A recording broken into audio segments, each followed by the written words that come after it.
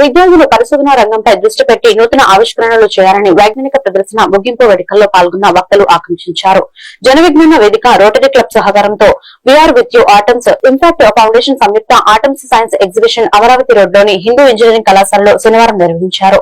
ఈ ప్రదర్శనలో ప్రతిభ కనబరిచిన విద్యార్థులకు ప్రోత్సాహక నగదు బహుమతులు, పోటీల్లో పాల్గొన్న వారికి జ్ఞాపకులు ప్రదానం చేశారు. మాజీ MLC KS Lakshmanarao, GGH superintendent doctor Ramana Yashasvi, Malineni Perumallu, Vallamreddy Lakshman Reddy, VR with you foundation chairman Ayyappa Singam తదితరులు ఈ కార్యక్రమంలో పాల్గొన్నారు.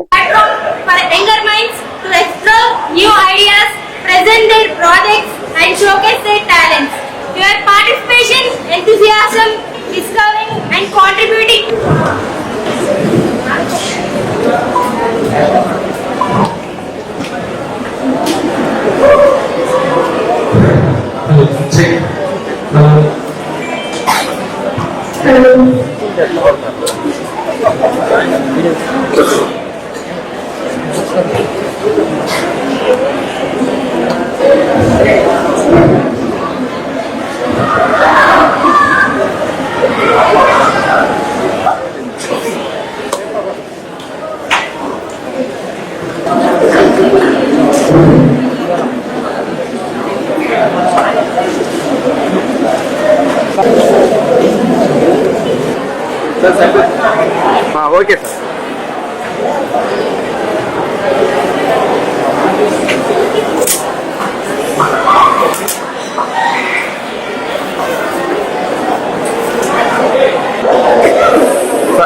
అందరికీ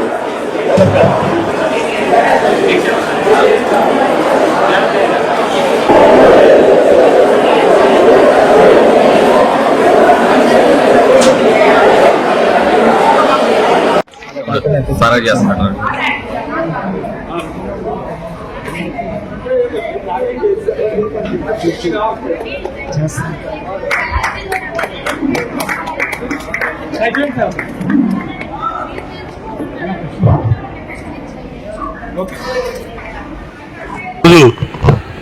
ఫిబ్రవరి 28 నేషనల్ సైన్స్ డే, జాతీయ సైన్స్ దినోత్సవం భారత ప్రభుత్వం అధికారికంగా ప్రకటించింది.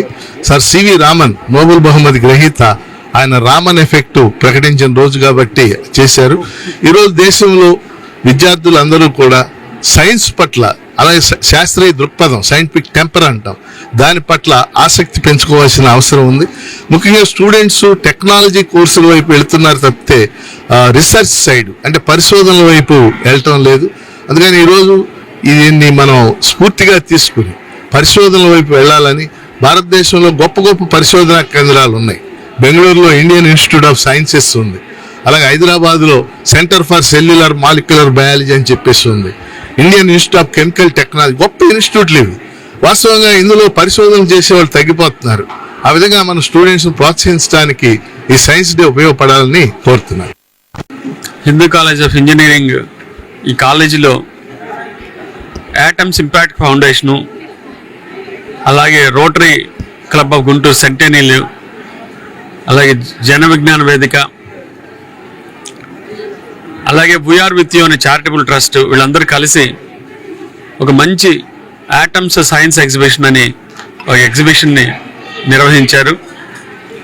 చాలా అద్భుతంగా 1 డే సెషన్లో చాలా కాలేజ్ పార్టిసిపేట్ చేశాయని చూస్తున్నాము. వచ్చేటప్పుడు కూడా చూసాము. చాలా చక్కగా ఎగ్జిబిషన్లో చాలా వాళ్ళ ఇన్నోవేషన్స్ అని కూడా అక్కడ వాళ్ళు ఎగ్జిబిట్ చేయడం జరిగింది. వాళ్ళందరికీ కూడా నా శుభాభినందనలు. చాలామంది స్టూడెంట్స్ వాళ్ళ రోజు మన మూఢనమ్మకాలన్నింటినీ పోగొట్టి సైన్స్ వైపు మన స్టూడెంట్స్ని చూసేలా చేస్తున్నాము. వాటి కోసమే ఈ ఎగ్జిబిషన్స్ కండక్ట్ చేస్తున్నాము. మా గుంటూరు మెడికల్ కాలేజీలో కూడా మేము దాదాపు 1 నెల రోజులు ఆ ఎగ్జిబిషన్ పొడిగించుకుంటూ వెళ్ళి మెడ్ ఫ్యూజన్ అని చెప్పి ఒక ఎగ్జిబిషన్ నిర్వహించడం జరిగింది.